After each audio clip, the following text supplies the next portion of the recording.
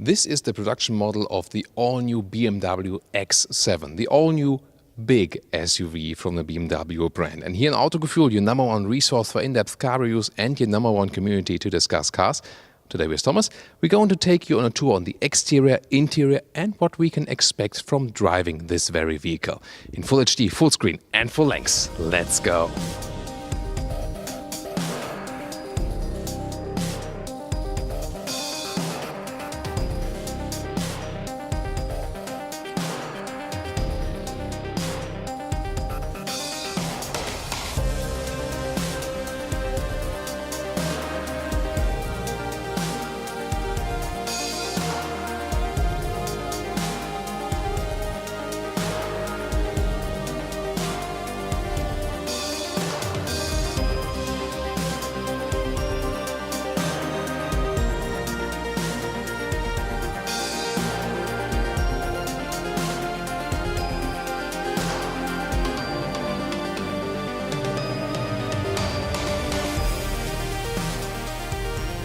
What a super massive front, and it's really upright. I wonder how that went through the safety regulations. It's really flat. But here, of course, the hood is rising just a little bit. It's the biggest BMW kidney so far. And those slim headlamps, they lead over and form one unit, whereas the new X5 has basically a split then here. So there's a design differentiation. Comes with adaptive LED lights from standard. Optional, those ones with the blue accentuations. Those are the laser lights with a high beam range of 600 meters. However, if you are in the US, the range will reduce to 300 meters. That's maximum regulations, so you can just go with the adaptive lamps anyway. Outside those markets where there's allowed with a full LED, full laser light high beam, then it might make sense. The lower part, this one here, is a design package which sets more on the elegance trim. However, there's also an M Sport trim with sportier lower air intakes, and you can also change the color if you don't want so much chrome, so that's all will be possible. By the way, this color is called Arctic Grey. It's a gray bluish tone, but a very subtle, elegant one. 5 meters 15 or 16 foot 9 is the total length here of the all-new X7. So, about 20 centimeters longer than X5 approximately. And this will be, of course, the third seating row. We'll soon take a look at that. 20 to 22-inch rims. Those ones here are the biggest one, 22-inch rim. Also with contrasting brake caliper. Again, now you can see more nuances of this gray-blue color. The trim here is called Design Pure Excellence. Both for that and the M Sport, you can get those side steps additionally. You don't have to pick them. The base model will also come with plastic fenders around the wheel arches for more off-road look. I would prefer that. This one here, as well as the M Sport, comes with painted wheel arches. Which one would you actually prefer? The rest of the side silhouette you can see is more upright to give you more space on the interior. Also standard roof rails right there. So really high, the overall vehicle. This is also a difference to the X5, which has a little bit more design focus. This one here, then the focus also on room on the interior. Will it hold what it promises from the exterior? We will soon find out. What do you think about the design here? By the way, you've maybe noticed that the car sits very low at the moment. The standard air suspension goes up 4 centimeters or down 4 centimeters from a base level. So the overall difference is then 8 centimeters. There's also an off-road package available with an underfloor cover and some more off-road driving modes, hill descent control, for example. And when the car goes faster, the air suspension will always go down a little bit. And to increase the agility of this rather long vehicle, there will also be a rear axle steering available. So when you drive slowly, the wheels on the rear go across to the front wheels. When you drive a little bit faster for more stability, they go in the same direction. And also an anti-tilting control that the car doesn't go too much to the right or the left. So electric motors working against that then. And this then should even out this weight and additional length of the vehicle while driving. We will find out in the driving review for you for sure. And both the anti-tilting and the rear axle steering is part of one driving package. And finally, the rear with the chrome stripe here all over the car. Daytime running lights, and the whole car is also more upright, for example, than again if you compare it to an X5, and surely fits as a competitor the Mercedes GLS. So many years they didn't have a real competitor for that. In the lower part, fake exhaust tips. The rear ones are on the inside. They can keep the design language same for all models then. And a matte gray or matte silver lower bumper. This has a real structure in it, so everything already from the exterior looks pretty expensive. Always practical with BMW front hoods that you release them twice from the inside, and then you don't have to search for anything, like it's just open, then you can put them up, also with hydraulic struts. By the way, pre-production model here, and also for the studio we have separated charger here, so this is of course not how it looks like in real. Also the logo will be uncovered, so an exclusive look for you, before everything is super finished. But let me tell you something more about the engines. There will be the diesel engines in 3 horsepower spec, 258 horsepower, 326 or 400 horsepower, the 3-liter 6-cylinder diesel. Or then this one here, the 40i, is the petrol engine. This is a 3-liter 6-cylinder petrol engine with 340 horsepower, probably the best seller worldwide then. No plug-in hybrid plan for the X7, unlike for the X5. And then in the US, you can also get the 4.4-liter V8, the big engine, then with 462 horsepower. Let's now take a look at the interior. You can also get the X7 with soft close.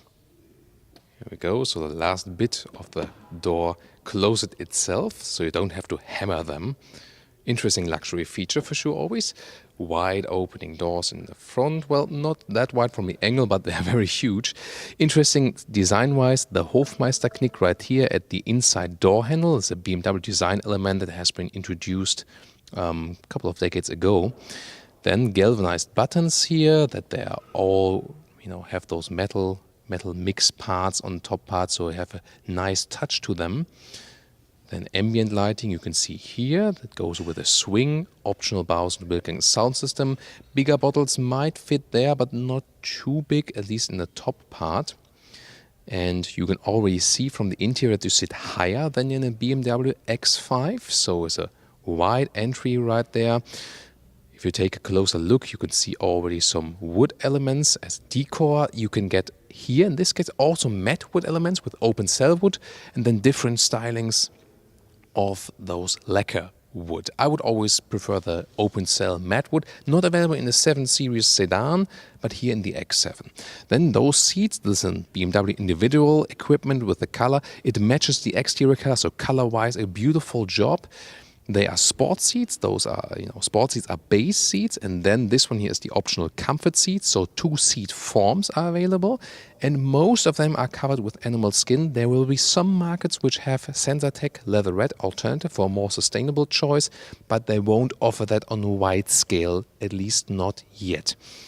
The steering wheel, this one here is the normal non-M steering wheel. It will also feature seat heating. They can always activate right there at the lower part, just underneath the airbag. And also with those silver controls here, left side, for example, for the cruise control, and the right side for the sound system or for the voice control. Nice detail. Between the doors, you can see the stamped X7 logo. And let's take a seat.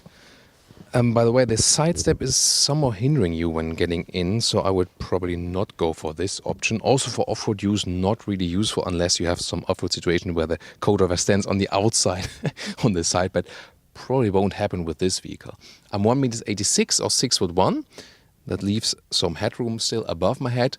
The panoramic roof is standard. You can maybe see a small structure in there. That's why there's a laser coming from the side. This is an option, and then the panoramic roof is basically illuminated in the ambient light. Very interesting. You will soon also find some angles where you can see that better on camera. Well, the seating position is indeed super high. The front hood goes way in the front, so it's a massive feeling when sitting in this car, and definitely also a difference to when driving in X5. Well, how it handles, we'll soon find out with the driving review. I can just say, so far, well, the seats are of course quite comfortable. However, if you wear a belt here in the lower area, this is maybe, the transition here. I've experienced that better before, how the belt feels then, because the lower area here in the seat is quite voluminous. I think it's good when you don't wear a belt, but if you wear a belt, that's maybe too voluminous at that very side. Then you can also make the seats a little bit longer in the front here, for example, all electrical. They have set the theme that everything is supposed to be electric. Here also, when you control the higher part of the seat, or also here with the lumbar support, definitely an executive car already in the front. Interior overview, you can see you have a very flat surface all the way over here, horizontal layout with the ambient light, very nice in blue, also different colors available. Then two 12.3 inch, so left and right, 12.3 inch screen. This one is a new bigger one with the new BMW software then as well. It's also touch, but you can still control it with the lower knob, so both is actually possible. And this looks also like a really fast hardware now that is behind that map. Soon a little bit more details to that. The temperature is not properly powered here at the moment because we're in the studio. This one is a screen where you see the temperature. You can make it warmer, colder, or then also with the vents. And in the lower part you have another cubby hole with cup holders, the key, and also one USB slot. And you can also heat and cool those cup holders.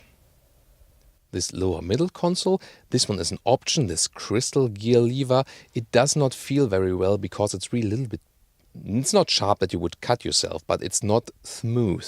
So, and it also, together with this one, the special crystal turning knob, this one also, both they reflect in sunlight. We had it with the X5, so I would stick with the standard gear knob and also with the standard turning one here. They come as a package together with this crystal package. They are pretty fancy, that's for sure, but practical are the other ones. Then start stop engine right here, also with the driving modes then, and the hill descent control if you have the off-road package, and you can always control the air suspension, put it a little bit higher or lower. But it also goes automatically according to the speed. Middle armrest with a split opening right there, and you have an inductive charging pad in the front, USB normal in the front, but USB-C here under the armrest and some more storage. Look at the digital displays. Don't wonder, by the way, there's still pre-production software on there. So you'll see an X5. Of course, you will see an X7 in the final version. Left side the speed, and the RPMs go around counterclockwise on the right side. Infotainment up close. As I said, you can still control it with the central knob, but then also just as touch. You have on the left side then, for example, you can also have a voice input for the address. Let's also try that with the temperature.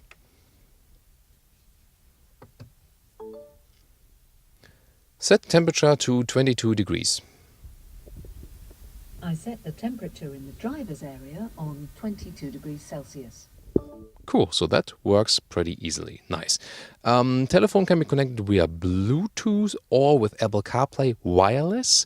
Standard with the old BMWs now, and not Android Auto, because they say Android Auto does not really handle their data well. Apple obviously does, BMW says. And let's open that roof. You see a black cover, all covered with suede, by the way, microfiber, really cool, nice build quality. And you can see some more of this Sky Lounge option. This illumination laser comes from the side and illuminates those structures inside the glass. Very interesting, really cool. Sometimes you can see it better with your own eyes than on camera. And the front part you can also open off this standard glass roof like this, and a little bit step further. So it goes all the way over the vehicle, but just the opening, the real opening is not that tall, but the glass roof will be very interesting, especially for the rear passengers, that they can look to the sky. And now, what is this car all about? Yes, the rear seats, and of course second and third seating row. First of all, here I want to show you we have an electric shade, because they want to have X7, so according to the 7 Series, everything of that also has to work electrically. Then, if you take a look at the rear seating right there, this is a split setup, so 2, 6 seats overall. This is an option. Normally you would start with a bench that goes all the way through. It's also electric movement available then front to the rear with the normal rear bench. This one here, if you want a more executive seating with some more room, of course the single seat does have more room then. So a very interesting option for sure, but you cannot fold them flat. You have to be aware of that. We'll soon talk about that once more when we visit the trunk area. But this one here really looks fancy for an executive setup in the rear. Might even be an option not to go for a 7 Series, but here for an X7 as a chauffeur vehicle, because the advantage here is you sit more upright than in a classic sedan. The rear doors could open a little bit wider, but since the car is really big, it's still easy to get inside. And you have up to 9 centimeters more legroom than in the X5. You know, the X5 had that problem that it didn't have too much legroom, because when tall drivers are driving, even here in such a long vehicle, you know, no problems for tall adults, but considering, you know, in a Skoda Octavia or something, you have this legroom, they do not use the space they have that much.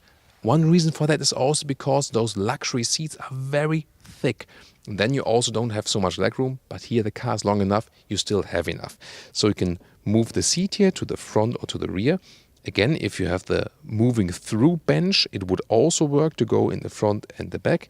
And again, all electric, so they don't want any manual functions right here. Also with leaning backwards, for example, or forward.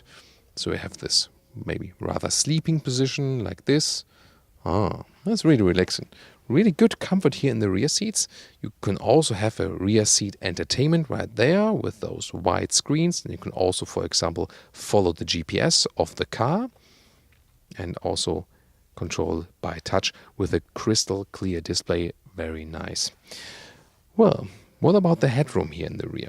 Again, I'm 1.86 m or 6'1", and standard panoramic roof, still have enough headroom. And there you can see it's so important that the outside shape is also rather upright, because this ensures all the headroom in the rear. And then a great look through this panoramic roof here through the front. This is really cool. Also with an armrest here on my side. So I think I would really prefer rather this one when being chauffeured than a classic sedan. Maybe that sedan has, when you have some executive packages that you can put your feet somewhere when you move the front seat in the front.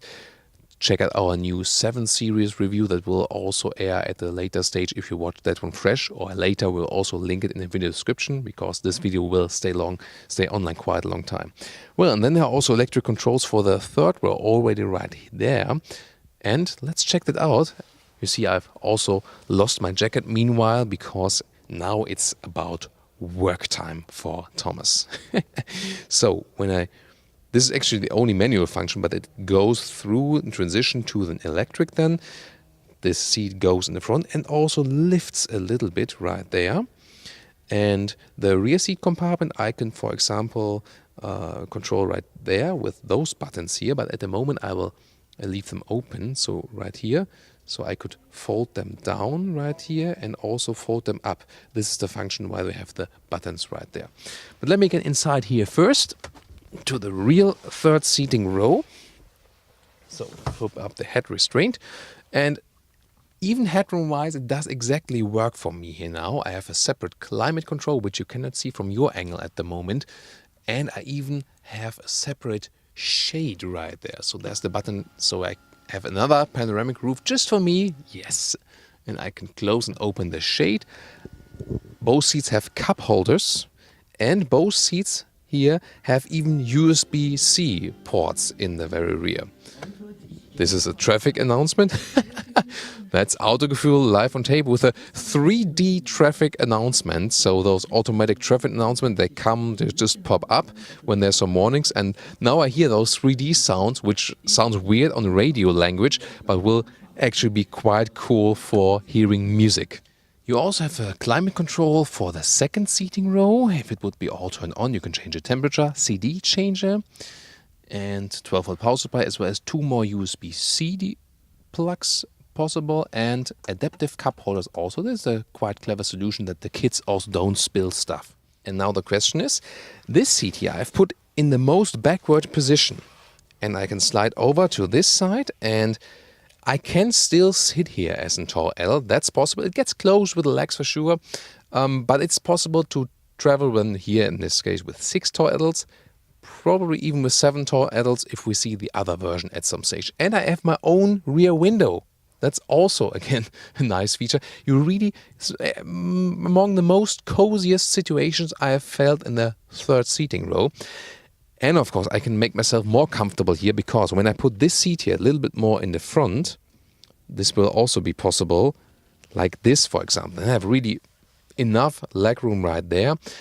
And still, I could sit here in the second seating row, because there's still enough leg room left right there. So you can vary that a little bit. So just as proof, I can still sit here even if I have more leg room in the rear. This directly works. A good compromise would probably be like this one. So in this position now, I have still comfortable leg room in the second row, and it would still work in the third row. By the way, this button here, this always sets it again to the, let's say, standard position, like a reset button. Interesting also. Well, but you feel that you sit extremely high in the rear. This is also then again a difference to the other BMW SUVs. This is more suitable for children. You maybe also see how my knees are coming close to the rear seat entertainment, just in height-wise. So I think the design is rather for kids in the rear here, even though adults do fit. And the last thing I want to show you now from this perspective, just because the mechanism is really interesting again. So when I do this one here once more, I can just to show you it again, and I'll get once more in the rear, and then I'll put the seat backwards. So here we go. Again, this time that way. So, and now I'll put the seat back, and it goes back to the rear and down again. And so that's how that will fit with my feet. Let's see. This is okay actually, and now it goes backwards, and as soon as my feet are squished, you see the seat goes a little bit more in the front, and now I can properly sit here, but still someone could sit in front of me. Although you have to, adjust it then a little bit, maybe then say, oh, can I maybe like have a little bit more angle or something, and then you can fit also all those people in here. There are 4 ways to open the rear hatch, either inside of the doors at the driver's seat, then with the key pressing, with the foot kick open mechanism. Doesn't work because I don't have the key in my pocket at the moment. And the 4th way is just here, the standard one at the hatch. And only in this way, the split hatch, the lower part, stays where it is to, get things in and out quite fast. All other 3 ways, this lower part here automatically opens then with the top part. And there it is. You can also just sit right here. It's also proof for that. Easy to slide things in and out then, and you can see here, this is the base setup, and this would liter-wise fit 326 liters. And we also have a nice cover here with suede, so the microfibers, very cool quality. I like that, really nice. And then we can flip those seats. So here at the side, everything again electric. This one is direct a max button for the maximum loading space. You can also flip those seats individually. That's also possible. But this one here is, of course, the coolest function. So if the seats are flipped here, and then also the other ones go forward, for example, or backward, depending on the setup. You can also slide them from here forward and backward. In this setup here, it would be 750 liters up to the second row, and the maximum setup is 2,120 liters. However, this is only possible then if you have the normal bench here to get them upright again once more. Here, for example, also for the head restraints. So this is really the thing with this very setup here, because in this setup, you're basically left with the third seating row to fold flat and have the trunk, and then you can just slide the front seats a little bit forward, and that's it then basically. You can control them from here, forward or backwards, like this. But if you then have the normal bench, you could also fold that one flat and then get the maximum volume, also, for example, for putting a bicycle in here. So I would rather go with a standard bench for that exact reason. What would you? And here to show you again how the hatch closes. When I put this button, you can see that both close at the very same time. Ta-da! And now to our conclusion for today with the all-new BMW X7. For sure, it's a very strong exterior, probably the strongest one in this very segment, although all those cars are pretty big, especially due to this huge BMW front kidney. Well, in the rear you have definitely more space than, for example, also with the BMW X5. Not only lengthwise, you can already see that from the exterior. So also that one problem we had in the X5, that the rear legroom was really short, is solved then here. And of course you have, even for adults, the 6th and 7th seat, or if you have this setup here today, the 6th seat. So you can drive with more adults overall. You know, also for the X5 you can now get a 7-seater option, but here that's where it really makes sense, because you can also not only drive with kids then on the third bench. Still, the seats are very voluminous, so you don't have abundance of space if you compare it to other cars which are, let's say, more clever, but then again also maybe less luxurious. The interior build quality is also on a very high level, and I think they've also done a beautiful job at designing it. However, in the higher trim levels they also lack again animal skin alternatives. At least they will offer some Sensatec in some markets. Then driving-wise, it's very, very interesting, because BMW promises that it won't be so much different to an X5 as for the sportiness, as you will have the rear axle steering. That might work against the size of the vehicle, that you can still drive it in an agile way. Is that true? We'll find out for you when the driving review comes, and we'll deliver it here to you on Autogefühl. Let's discuss this vehicle in the comments.